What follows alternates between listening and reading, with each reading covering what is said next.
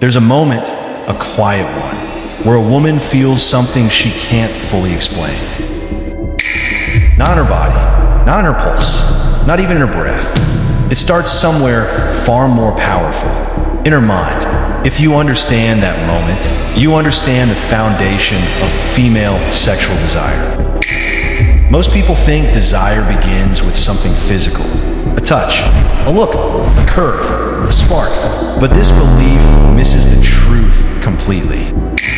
A woman's desire doesn't wake up because of what she sees.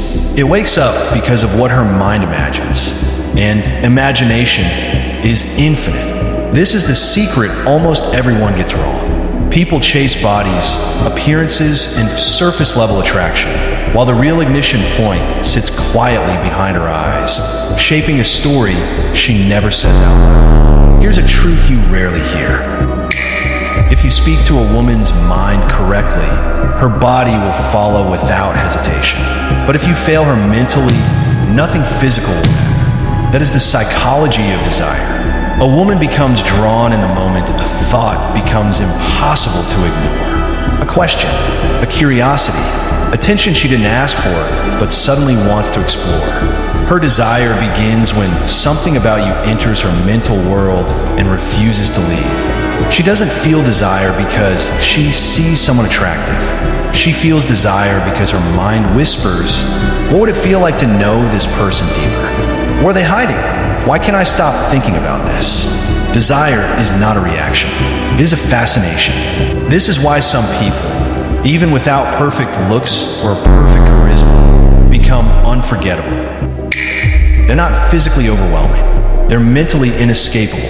And the mind always eats first. When a woman encounters someone who stimulates her mentally, her thoughts begin turning into small sparks.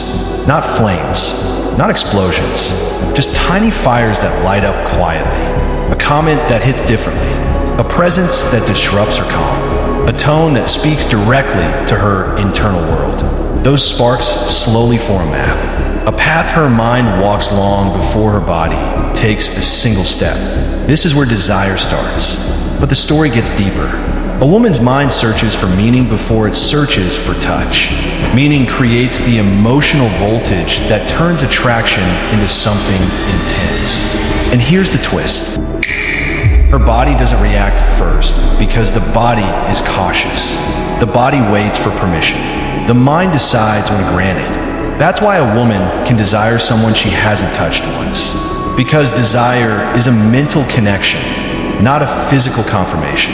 Her thoughts create the chemistry. Her psychology creates the flame. Her imagination builds the tension. People misunderstand desire because they confuse it with lust. Lust is simple. Lust is fast. Lust is surface level. Desire is layered. Desire is strategic. Desire is emotional intelligence, mixed with curiosity and fantasy. And when it comes to women, desire is storytelling. Think about it. A woman doesn't crave a moment. She craves what the moment represents. She doesn't crave the person alone. She craves the emotion the person triggers. She doesn't crave attention. She craves significance. When someone enters her life and makes her feel seen in a new way, desired in a rare way, understood in a deep way, her mind builds a world around that feeling. A world where desire grows with every thought. This entire process happens silently. No heat, no announcement, no sign. A woman can be sitting in a room, talking normally, acting casually, while her mind is processing 1,000 quiet signals. The tone of your voice, the rhythm of your confidence, the way you hold eye contact without force, the way you pull back at the right moment, the way you exist in your own space. She studies the subconscious patterns long before she feels the physical pull. This is the psychology nobody teaches. Desire is not the body reacting. Desire is the mind choosing. Now here's the darker, more complex part. The mind gets attached to mystery faster than it gets attached to certainty. Mystery creates emotional tension. Tension creates curiosity. Curiosity creates mental arousal. It's not about being confusing. It's about not being predictable. Predictability is the enemy of desire. When someone knows exactly what you'll say, how you'll react, and what you want, the mind stops paying attention. There's no new stimulus, no emotional electricity. But when someone is calm, controlled, composed, and slightly unreadable, the mind leans in. It listens closer. It studies harder. It enters the realm of what else is there. That question alone can start the entire cycle of desire. This is why emotional subtlety is powerful. Because subtlety gives the mind space to wander. And when it wanders, it imagines. When it imagines, it desires. Now, let's go deeper into the emotional architecture of desire. A woman experiences mental desire in layers. Layer 1, curiosity. She becomes aware of your presence in a way she didn't expect. Layer 2, fascination. She notices details about you her mind doesn't ignore. Layer 3, contrast. She compares how she feels around you with how she feels around everyone else. Layer 4, tension. She feels something rising but can't fully describe it. Layer 5, fantasy. Her imagination fills in the silence with possibility. Layer 6, emotional trigger. One thought, one moment, one sentence creates a ripple she feels in her chest. Layer 7, desire. Her mind gives permission for her body to respond. Desire is not an accident. It is a psychological sequence.